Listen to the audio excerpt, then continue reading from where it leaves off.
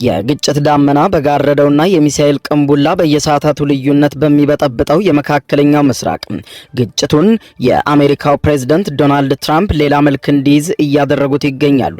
በየሰዓታቱ ልዩነት የሚሰጧቸውና የሚያስተላልፏቸው መልእክቶች በከፍተኛ ሁኔታ በግጭቱ ላይ የመልክ መቀየር እየከሰተ ሲሆን እስከ ትናንትና ምሽት ድረስ አሜሪካ የአገዛዝ ለውጥ በኢራን ውስጥ እንዲኖር አልፈልግም በማለት ስትከተል የነበረችውን አካሄድና በተለይም ምሽቱን ጄዲ ቫንስን ጨምሮ ከፍተኛ የአሜሪካ ባለስልጣናት በሰጡት መረጃ ኢራን ውስጥ የአገዛዝ ለውጥ እንዲኖር አንፈልግም፣ እኛም የኒውክሌር መታጠቅ በኢራን ውስጥ እንዳይኖር ነው በማለት ከገለጹ በኋላ ጸባችን ከኒውክሌሩ ነበር፣ ኒውክሌሩን መተናል፣ አሁን መደራደር እንችላለን ብለው ነበር።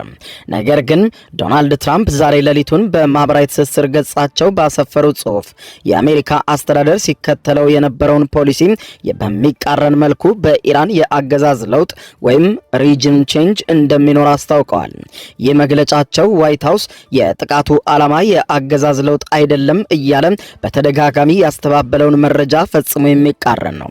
ፕሬዝደንቱ በትሩዝ ሶሻል የማህበራዊ ትስስር ገጻቸው ላይ ባሰፈሩት አወዛጋቢ መልእክታቸው የአገዛዝ ለውጥ የሚለውን ቃል ከጻፉ በኋላ ፖለቲካዊ ትክክለኝነት ይህ ቃል ላይኖረው ይችላል ካሉ በኋላ ነገር ግን አሁን ያለው የኢራን አገዛዝ ኢራንን እንደገና ታላቅ ማድረግ አይችልም፣ ለምን አገዛዝ ለውጥ አይኖርም በማለት ጽፈዋል።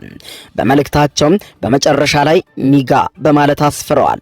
ይህም የራሳቸው መለያ ከሆነው ሜጋ ከሚለውና ኤምኤጂኤ የሚል ፊደል ካለው ሲተነተንም ሜክ አሜሪካ ግሬት አጌን መፈክራቸው ጋር በማመሳሰል ኤን በአይ በመተካት ሚካ ብለውታል። ይኸውም ሜክ ኢራን ግሬት አጌን በሚል ተክተውታል። ኢራንን እንደገና ታላቅ እናደርጋለን የሚል መፈክር ነው። ይህ መልእክት የወጣው የውጭ ጉዳይ ሚኒስትሩ ማርኮ ሩቢዮን ጨምሮ ሌሎችም ከፍተኛ የአስተዳደሩ ባለስልጣናት የአሜሪካ ዓላማ የኢራንን የኒውክሌር ፕሮግራም ማውደም እንጂ የቴህራንን መንግስት መገልበጥ አይደለም ብለው ነበር። ትራምፕ ግን ዓላማቸው መገልበጥ መሆኑን በዚሁ የማህበራዊ ትስስር ገጻቸው ላይ ጠቁመዋል። ቃል በቃል እንዳሰፈሩት በኢራን ውስጥ ለምን ያገዛዝ ለውጥ አይኖርም ሲሉም ጠይቀዋል። ይህንን ተከትሎ ታዲያም በኢራን ከፍተኛ ቁጣ የተቀጣጠለ ሲሆን ኢራን የሆርሙዝን ሰርጥ ለመዝጋትና የሆርሙዝ ሰርጥ ከተዘጋ ትጠፊያለሽ የሚለው የአሜሪካ መፈክር በኋላ ይህ ያገዛዝ ለውጥ ጭምር እንደታሰበ የተረዳችው ኢራን በአሁኑ ሰዓት የትኛውንም ኃይሏን ከመጠቀም ወደ ኋላ እንደማትል ገልጻለች። ከምሽቱን ጀምሮ እጅግ በርካታ የሚሳኤል ጥቃቶችን በእስራኤል ላይ ያጧጧፈች ሲሆን በይፋም የየመኑ ኃይልም ሀውቲ ጦርነቱን መቀላቀሉን ከየመን አስታውቋል። ከየመን ሀውቲ ባወጣው መግለጫ ከዛሬ ጀምሮ ጦርነቱን ተቀላቅያለሁ ብሏል። ሀውቲም ከኢራን በተጨማሪ በዛሬው ዕለት ወደ እስራኤል ሌሊቱን ሚሳኤል ሲተኩስ እንዳደረም ተመልክቷል። እስራኤልም በተለያዩ የኢራን አካባቢዎች የአየር ድብደባ ስለማድረጓ የወጡት መረጃዎች አረጋግጠዋል። የዓለምን ቀጣይ አካሄድ ይወስናል የተባለው ይሄው የኢራኑ የመንፈሳዊ መሪ አያቶላ አሊ ካሚኒ ቀጣይ ትዕዛዝ ነው። ትዕዛዙም በተለይም በትናንትናው ዕለት የኢራን ፓርላማ ያጸደቀውን የሆርሙዝ ሰርጥ ይዘጋ የሚለውን ሐሳብ አያቶላ እስኪያጸድቁት እየተጠበቀ ሲሆን የየመኑ ሀውቲ ጦርነቱን በይፋ መቀላቀሉን ሌሊቱን ባወጣው መግለጫ ማስታወቁ ደግሞ በቀጠናው የግጭቱ አድማስ በከፍተኛ መስፋፋቱን ያመለክታል። ይኸውም በርካቶች እንደሚሉት ጦርነቱ በአንድ የሚገደብ አይደለም።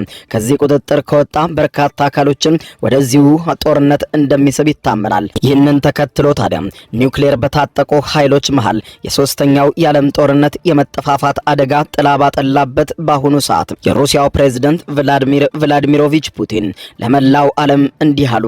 ሶስተኛው የዓለም ጦርነት ይበልጥ ያስፈራኛል ብለዋል።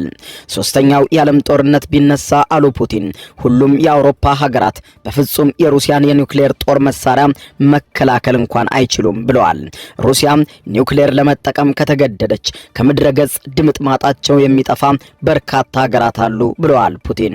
የአውሮፓ ሀገራትና አሜሪካ ያላቸው የኒውክሌር የጦር መሳሪያ አንድ ላይ ተደምሮ እንኳን የሩሲያን የኒውክሌር የጦር መሳሪያ ብዛትና አቅምን አይችለውም ብለዋል።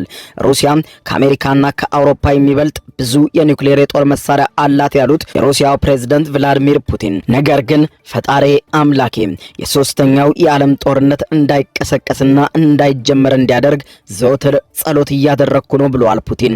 ነገር ግን አሜሪካና አውሮፓ በመካከለኛው ምስራቅ እያደረጉት ያለው በኢራንም እየሆነ ያለው ጦርነት ሩሲያን እንዳይነካት መጠንቀቅ አለባቸው ሲሉ በኢራን ጉዳይ አውሮፓውያኑና አሜሪካን አስጠንቅቀዋል። አለበለዚያ ግን አሉ የሩሲያው ፕሬዝዳንት ቭላዲሚር ፑቲን። አለበለዚያ ግን ሩሲያ ወደ ጦርነቱ መግባቷ አይቀርም ብለዋል። ሩሲያና አሜሪካ የኒውክሌር የጦር መሳሪያ ቅድመ ማስጠንቀቂያ ሲስተም አላቸው።